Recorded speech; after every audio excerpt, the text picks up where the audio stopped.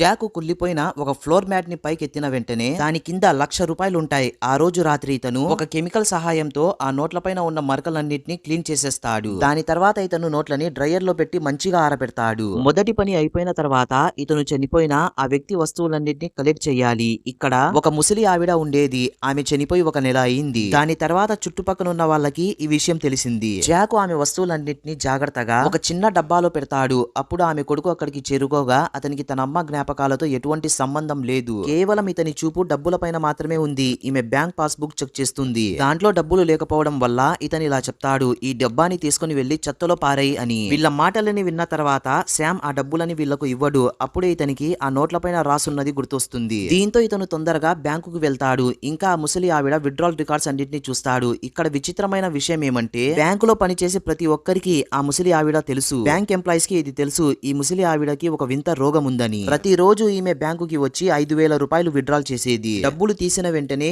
ఈమె ఎవరికో ఫోన్ చేసేది. అప్పుడే ఇతనికి దాంట్లో ఉన్న ఒక ఫోన్ నంబర్ గుర్తొస్తుంది. జాక్ ఆ నంబర్ కి ఫోన్ చేయగా రెండవ సైడ్ వాళ్ళ అబ్బాయి ఫోన్ ఎత్తుతాడు. కొంచెం సేపటి తర్వాత అబ్బాయి సామాన్లు తీసుకోవడానికి వస్తాడు. ఇప్పటికీ కూడా ఇతని చూపు డబ్బులపైనే ఉన్నాయి. జాక్ అతనికి డబ్బులు ఇవ్వడానికి ఒప్పుకోడు. ఇంకా అక్కడి నుంచి పరిగెత్తుతూ ఉంటాడు. జాక్ అతన్ని ఒక బట్టల షాప్ ముందుకు తీసుకుని వెళ్తాడు. షాప్ ఓనర్ బయటకు వచ్చి ఆ ముసలి ఆవిడ కొడుకుని గుర్తుపడతాడు. షాప్ ఓనర్ ఇలా చెప్తాడు, మీ అమ్మ ప్రతిరోజు ఇక్కడికి వచ్చేది. డిస్ప్లేలో ఉన్న సూట్ ని చూసి ఇలా చెప్పేది, నేను ఒక రోజు ఈ సూట్ ని గ్యారెంటీగా తీసుకుని నా కొడుకుకి గిఫ్ట్ గా ఇస్తానని. దీంతో షాప్ ఓనర్ తో ఇలా చెప్పేది, మీరు ఈ సూట్ ని ఎవరికి అమ్మకండి అని. కానీ ఆమె రోగం ఎక్కువ అవడం వల్ల ఆమె ఆ దేవుడి దగ్గరికి వెళ్లిపోయింది. శామ్ మళ్ళీ ఆ వస్తువులని అబ్బాయికి ఇస్తాడు. కానీ ఇతను కోపంగా ఆ డబ్బాని కిందకు పారేస్తాడు. ఇంకా దానిని తొక్కుతూ ఉన్న సమయంలో ఇతనిది చూస్తాడు. ఒక స్వెటర్ ఉండడం ఇతనికి ఇది గుర్తొస్తుంది. ఇతను తన అమ్మకి తన మొదటి జీతంతో ఈ స్వెటర్ ని గిఫ్ట్ గా ఇచ్చి ఉంటాడు. వీళ్ళమ్మ ఆ స్వెటర్ ని ఎప్పుడు వేసుకోలేదు. ఇంకా తన కొడుకుతో ఎప్పుడు ఇలా చెప్పేది, నేను గ్యారంటీగా నీ కోసం ఒక మంచి సూట్ ని కొంటానని.